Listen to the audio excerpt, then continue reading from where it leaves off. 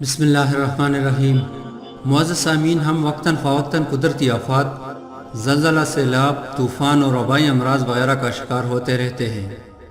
ان تمام پر سائنس اپنا ایک خاص نقطہ نظر رکھتی ہے، مگر یہ جاننا بھی ضروری ہے کہ ان قدرتی آفات کے وقوع کا ایک اسلامی نقطہ نظر بھی ہے کہ اس کائنات میں جو کچھ ہوتا ہے اللہ تعالیٰ کی طرف سے ہوتا ہے۔ دنیا میں اللہ تعالیٰ وقتاً فوقتاً انسانوں پر ایسی آفات بھیجتا رہتا ہے جو انہیں اپنی بے بسی کا احساس دلاتی ہے۔ ان دنوں پورا ملک جس قدرتی آفت اور آسمانی مصیبت کا سامنا کر رہا ہے، ہم سب اس سے اچھی طرح واقف ہیں۔ ان تباہ کاریوں کی وجہ سے کئی افراد کی موت واقع ہو جاتی ہے۔ یہاں ایک سوال پیدا ہوتا ہے کہ یہ سیلاب، طوفان اور زلزلے اور دیگر آفاتیں کیوں آتی ہیں؟ ظاہر ہے ان کے کچھ ظاہری اسباب بھی ہوں گے جن کی ماہرین نشاندہی کرتے ہیں، لیکن ہم دیکھتے ہیں کہ قرآن کریم نے گزشتہ اقوام پر آنے والی ان آفتوں، آندھیوں، طوفانوں، زلزلوں، وباؤں اور سیلابوں کا ذکر ان اقوام پر اللہ تعالیٰ کی ناراضگی کے اظہار کے طور پر کیا ہے۔ ان قدرتی آفتوں کو ان قوموں کے لیے خدا کا عذاب قرار دیا ہے۔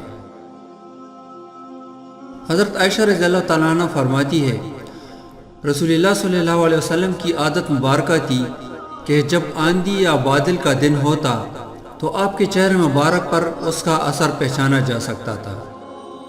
آپ صلی اللہ علیہ وسلم اضطراب کے عالم میں کبھی آگے جاتے اور کبھی پیچھے ہٹتے، پھر جب بارش برسنا شروع ہو جاتی تو آپ اس سے خوش ہو جاتے اور وہ پہلے والی کیفیت آپ سے دور ہو جاتی۔ حضرت عائشہ رضی اللہ تعالی عنہا نے کہا، میں نے ایک بار آپ صلی اللہ علیہ وسلم سے اس کا سبب پوچھا تو آپ نے فرمایا، میں ڈر گیا کہ یہ عذاب نہ ہو جو میری امت پر مسلط کر دیا گیا ہو، اور بارش کو دیکھ لیتے تو فرماتے رحمت ہے۔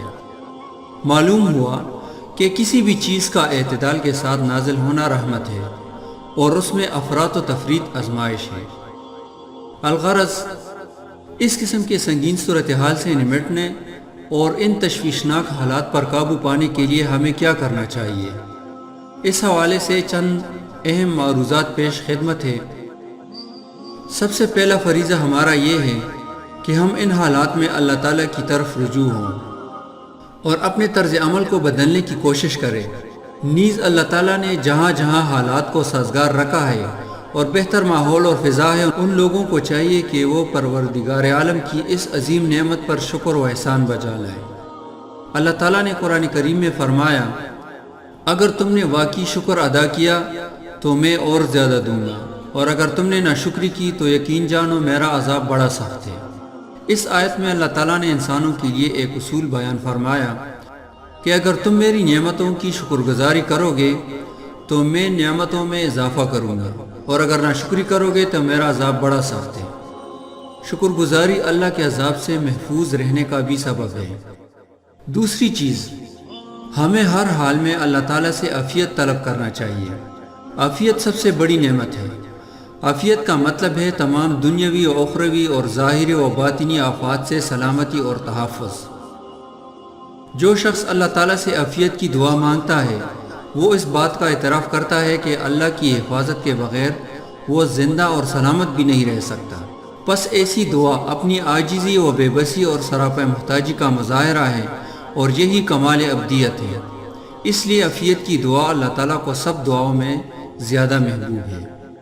ترمذی کی ایک حدیث ہے، رسول اللہ صلی اللہ علیہ وسلم نے فرمایا، تم میں سے جس کے لیے دعا کا دروازہ کھل گیا اس کے لیے رحمت کے دروازے کھل گئے، اور اللہ کو سوالوں اور دعاؤں میں سب سے زیادہ محبوب یہ ہے کہ بندہ اس سے عافیت کی دعا کرے، یعنی کوئی دعا اللہ تعالیٰ کو اس سے زیادہ محبوب نہیں۔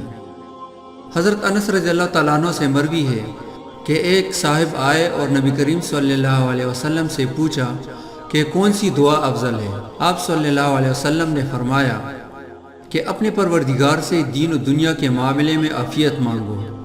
وہ دوسرے دن آیا اور یہی سوال کیا، آپ نے یہی جواب دیا۔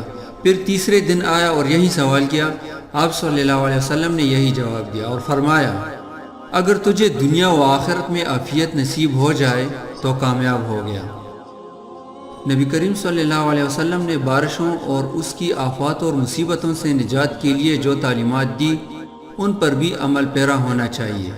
اس حوالے سے دعائیں اور معافیاں مانگی جائیں، اللہ کی نافرمانی ترک کر کے انفرادی و اجتماعی طور پر اللہ کی اطاعت میں لایا جائے۔